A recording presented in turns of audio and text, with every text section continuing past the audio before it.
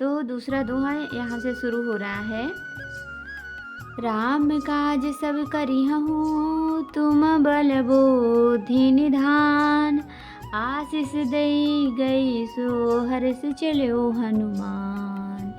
निश्चर एक सिंधु मह रहई, करि माया नभ के खग गहई।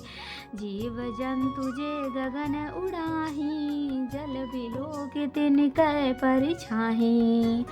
गहै छाह सक सो न उड़ाई, यही विधि सदा गगन चर खाई।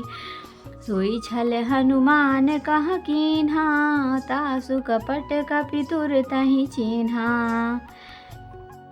इसका अर्थ देख लेते हैं। तुम श्री रामचंद्र जी का सब कार्य करोगे क्योंकि तुम बल बुद्धि के भंडार हो। यह आशीर्वाद देकर वह चली गई। तब हनुमान जी हर्षित होकर चले। समुद्र में एक राक्षसी रहती थी। वह माया करके आकाश में उड़ते हुए पक्षियों को पकड़कर, आकाश में जो जीव जंतु उड़ा करते थे वह जल में उसकी परछाई देखकर उस परछाई को पकड़ लेती थी, जिससे वे उड़ नहीं सकते थे और जल में गिर पड़ते थे। इस प्रकार वह सदा आकाश में उड़ने वाले जीवों को खाया करती थी। यही छल हनुमान जी से भी किया। हनुमान जी ने तुरंत ही उसका कपट पहचान लिया।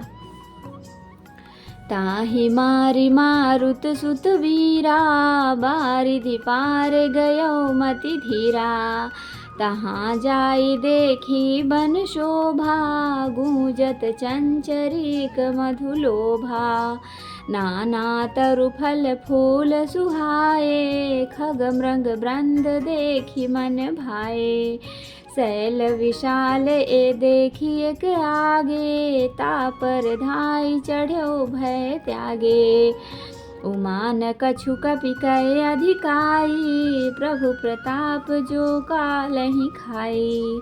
गिरि पर चढ़ी लंका तेहि देखी, कहि न जाई अति दुर्ग विषेखी। अति उतंग जल निधि चहु पासा, कनक कोट कर परम प्रकाशा। कनक कोट, अब यहाँ पे छंद आ गया है दोस्तों, तो यहाँ पे थोड़ी सी तर्ज बदल जाएगी। कनक कोट विचित्र मणिकृत सुंदरायतना घना। चौहट्ट हट्ट सुबट्ट बीथि, चार पुर बहुविधि बना। गजबाजी खच्चर निकर पदचर, रथ बरूथनि को गने। बहुरूप निशिचर जूथ अति बल, सेन बरनत नहीं बने। वन बाग उपवन बाटिका, सरकूप बापी सोहही। नर नाग सुर गंधर्व कन्या, रूप मुनि मन मोहही। कहु माल देह विशाल शैल समान, अति बल गरजही। नाना अखारन बिरहि, बहुविधि एक एक तरजही। करी जतन भट कोटिन्ह बिकट तन, नगर चहु दिसि रक्षहि। कहु महिष मानुष धेनु खर अज, खल निशाचर भक्षहि। यही लाग तुलसीदास इनकी, कथा कछु एक है कही। रघुवीर सर तीरथ शरीरहि, त्याग गत पै हैं सही। पुर रखवारे देखि बहु, कवि मन कीन्ह विचार।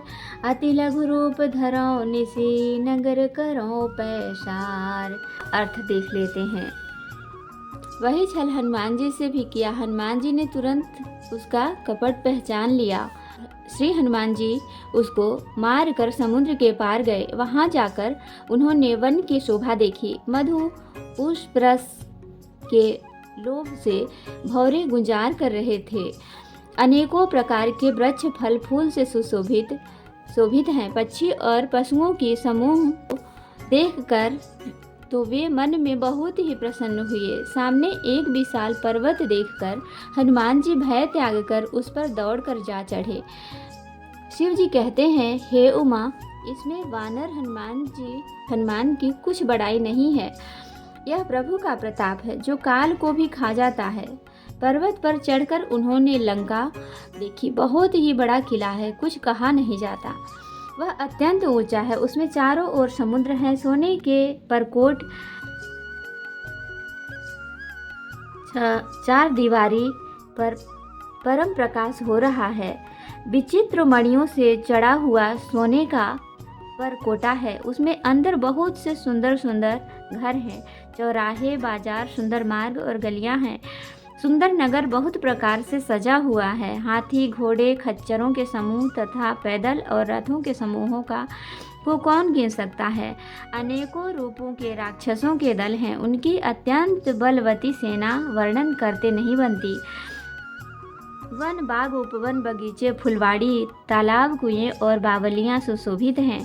मनुष्य, नाग, देवताओं और गंधर्वों की कन्याएं अपने सौंदर्य से मुनियों के भी मन को मोहे लेती हैं। कहीं पर्वत के समान विशाल शरीर वाले बड़े ही बलवान मल्ल पहलवान गरज रहे हैं। वे अनेकों अखाड़ों में बहुत प्रकार से भिड़ते और एक दूसरे को ललकारते हैं। भयंकर शरीर वाले करोड़ों योद्धा यत्न करके बड़ी सावधानी से नगरी की चारों दिशाओं में सब ओर से रखवाली करते हैं। कहीं दुष्ट राक्षस भैंसों, मनुष्यों, गायों, गधों और बकरों को खा रहे हैं। तुलसीदास ने इसकी कथा इसलिए कुछ थोड़ी सी कही है कि ये निश्चय ही श्री रामचंद्र जी के बाण रूपी तीर्थ में शरीर को त्याग कर परम गति पावेंगे। नगर के बहुसंख्यक रखवालों को देखकर हनुमान जी ने मन में विचार किया कि अत्यंत छोटा रूप धरूं और रात के समय नगर में प्रवेश करूं। तो दोस्तों हम यहाँ तक, अब अगला हम कल से पढ़ेंगे यहाँ तीसरे दोहा का। तो जय श्री राम जी दोस्तों।